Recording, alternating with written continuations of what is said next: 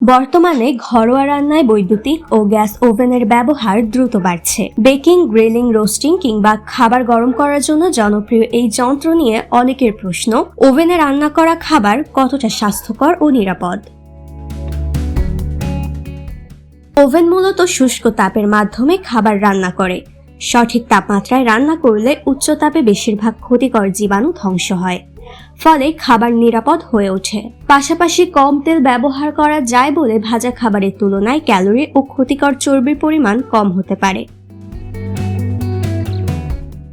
তবে অতিরিক্ত তাপমাত্রায় রান্না বা খাবার বেশি পুড়ে গেলে কিছু ক্ষতিকর রাসায়নিক যেমন অ্যাক্রিলামাইড, PAHS ও HCA তৈরি হতে পারে।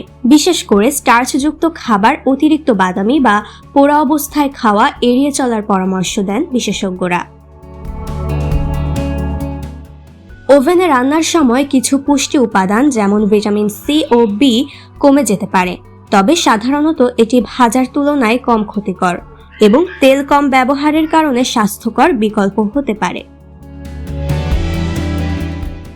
নিরাপদ ব্যবহারের জন্য খাবার সঠিক তাপমাত্রায় রান্না করা, অতিরিক্ত পোড়ানো এড়িয়ে চলা, মাংস ভালোভাবে রান্না করা, ওভেন পরিষ্কার রাখা এবং তেল, চিনি ব্যবহারে নিয়ন্ত্রণ রাখা জরুরি।